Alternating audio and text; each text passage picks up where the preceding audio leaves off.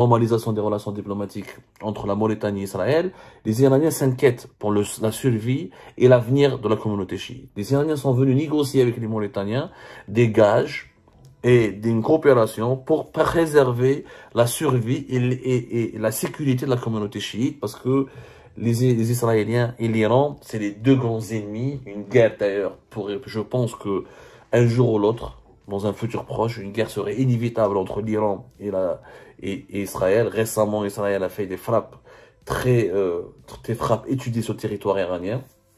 Et l'Iran, l'installation du lobby israélien, le retour d'Israël en Mauritanie est vécu par l'Iran comme une menace directe qui pourrait stopper le chiisme, parce que les Israéliens sont très intelligents. Ils ont bien compris que les Arabes sunnites ne leur causent pas problème, que les pays sunnites sont en train de normaliser leurs relations avec eux. Le danger vient des musulmans chiites, le Hezbollah chiite, Hamas soutenu par l'Iran chiite.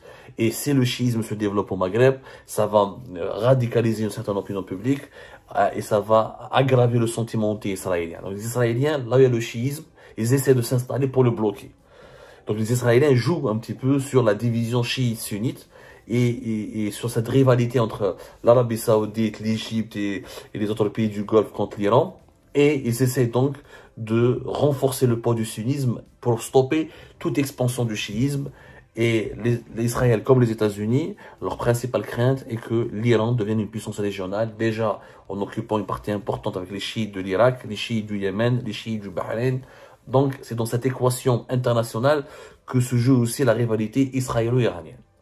En une semaine, Chefna, donc Israël au Soudan, des manœuvres iraniennes en Mauritanie en prévision pour qu'essayer de contrecarrer, de protéger la communauté chiite contre le futur déploiement israélien en Mauritanie. Alors, Israël déjà au Maroc, coopération militaire renforcée avec la Mauritanie, où l'Algérie essaie de faire comme la Tunisie. L'Algérie, depuis 2021, s'est beaucoup rapprochée de la Mauritanie parce qu'elle savait, les dirigeants algériens ne sont pas cons, qu'on a la belle les Israéliens vont s'installer tôt ou tard en Mauritanie. Les dirigeants algériens ont essayé de faire avec Nouakchott ce qu'ils ont fait avec Tunis, proposition de coopération, d'accord énergétique, en essayant de convaincre la Mauritanie de rester loin d'Israël. Mais les Mauritaniens ne sont pas comme les Tunisiens, leur situation économique n'est pas la même, ils n'ont pas besoin du protectorat algérien. Ils ont de très bonnes relations avec les Marocains. Ils sont neutres par rapport au conflit algéro-marocain. Et les Mauritaniens, ils ont un passif. La Mauritanie avait déjà des relations diplomatiques très importantes entre Israël et la Mauritanie depuis entre 1999 et 2009. De 1999 à 2009, il y avait un ambassadeur israélien à Nouakchott et un ambassadeur mauritanien à Tel Aviv, en Israël.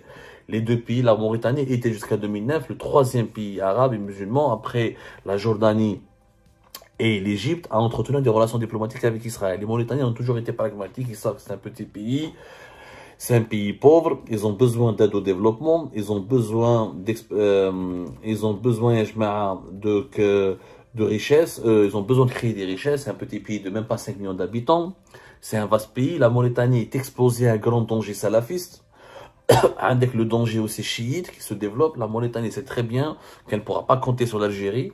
L'Algérie n'a rien pu faire pour le Mali, ni pour le Niger, ni pour le Sahel. La Mauritanie est directement menacée par les groupes djihadistes qui sont au Mali et au Niger. La Mauritanie est donc très exposée.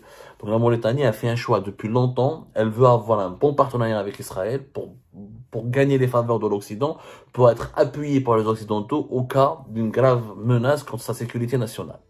Les Mauritaniens sont très pragmatiques. Donc, même si l'Algérie va leur proposer tout l'or du monde, ils disent que je vais normaliser mes relations avec Israël parce que j'ai besoin des États-Unis, j'ai besoin d'Israël, j'ai besoin des aides au développement et j'ai besoin d'aide surtout pour moderniser mon armée et d'avoir une aide militaire au cas où les groupes armés islamistes vont foncer sur mon territoire lorsqu'ils vont s'imposer définitivement au Mali ou là au nord du Burkina Faso.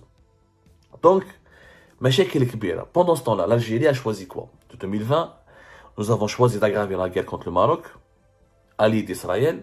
Donc nous avons poussé le Maroc à renforcer ses relations avec Israël, au point où il y a eu 2 accords militaires de 2021, novembre 2021, et ce dernier accord à janvier 2023. Donc nous avons, de par notre hostilité permanente à l'encontre du Maroc, nous avons favorisé l'installation d'Israël au Maroc, parce que les Marocains se sont dit, ah, les généraux algériens, ils peuvent nous faire la guerre. Donc nous, on a besoin d'alliés. Le meilleur allié pour le moment, c'est qui? La France, elle joue un double jeu. Les États-Unis, elle aide, mais pas assez. Qui peut aider le plus? Les Israéliens ont fait la proposition. Ok, en France. Donc la connerie qu'on a faite.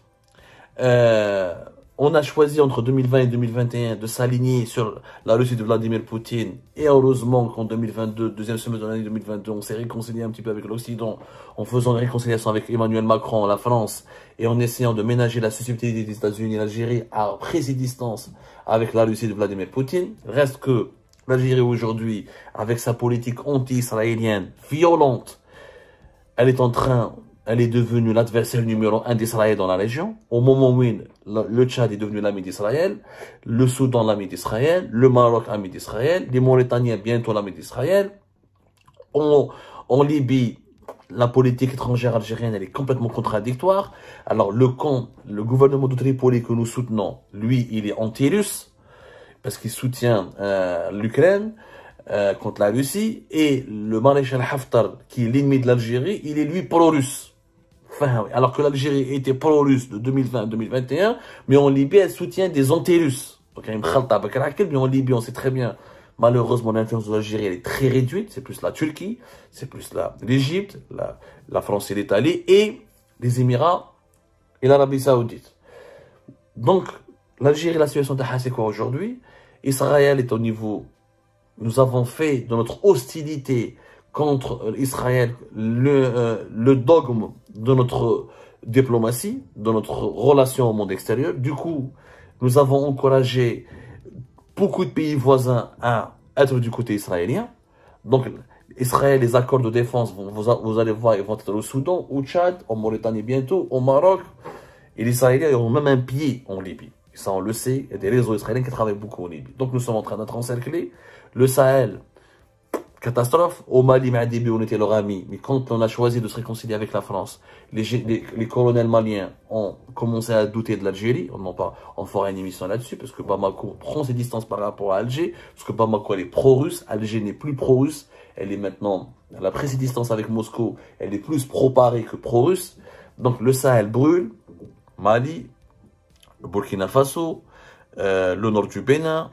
Des problèmes aussi au Niger. Au Niger, la situation n'est pas en paix. Donc, nous sommes entourés de problèmes, de foyers de tension. Et nous avons pratiquement aucun allié, à l'exception de Paris, dont on ne sait pas ce que Emmanuel Macron peut faire pour l'Algérie.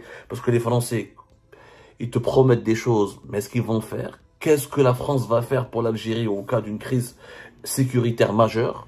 On n'en sait rien. En tout cas, le Sahel, il brûle. Au Sahel, groupe armé, coup d'État, des régimes instables, au Burkina comme au Mali. Les Israéliens tissent leur toile d'araignée un peu partout. Et l'axe contre lequel l'Algérie s'était positionnée, l'axe Rabat, Tel Aviv, Abu Dhabi, Le Caire, est en train de dominer notre région. Et nous sommes en train de s'isoler. La Tunisie, qui est le seul toutou, comme un petit chien. La Tunisie n'a plus aucune souveraineté, ni économique, ni politique. Elle compte que sur l'Algérie, sur la communauté et l'aide du FMI pour essayer de survivre. La Tunisie qui, plus ou moins, s'aligne, qui est d'accord sur notre agenda. Tout le reste, Rana, entouré d'ennemis ou d'intérêts hostiles. Heureusement, cette réconciliation avec Paris a été faite. Sinon, on aurait été dans l'isolement géopolitique le plus total et le plus obscur. Algérie par la Russie n'a pas pu vendre des armes pour l'Algérie en 2023. Parce que la Russie est entampillée et elle patine dans le conflit ukrainien. Donc, comment, si la Russie ne va pas nous vendre des armes, est-ce que la France va nous vendre des armes? Parce que la France avait l'habitude de vendre beaucoup plus au Maroc. Est-ce que la France va abandonner le Maroc qui a comme allié Israël et les États-Unis pour nous vendre à nous les armes? Ça m'étonnerait. Le Premier ministre israélien était à Paris depuis hier, je crois. Donc, je vois mal, moi, les Français tourner le dos aux intérêts israéliens dans la région. En Mauritanie, une rivalité israélo-iranienne est en train de voir le jour. Est-ce que nous, maintenant, on est suffisamment fort à l'intérieur du pays pour faire face à tous ces dangers, à tous les conflits géopolitiques qui vont éclater, qui ont déjà comme toutes ces tensions géopolitiques qui entourent notre pays? On a 40 généraux, 40 officiers supérieurs de l'armée en fait, une quarantaine. Plusieurs anciens ministres en fait, 3 anciens ministres en fait. On a un pays qui fait que la répression. L'intelligence algérienne ne peut pas parler, ne peut pas s'exprimer. On a des dirigeants dans la classe d'âge, elle est entre 75 ans et 80 ans pour les postes les plus importants. Et nous avons un modèle économique totalement instable, on compte toujours sur les hydrocarbures, pas d'industrie, pas de production nationale, pas d'autosuffisance alimentaire.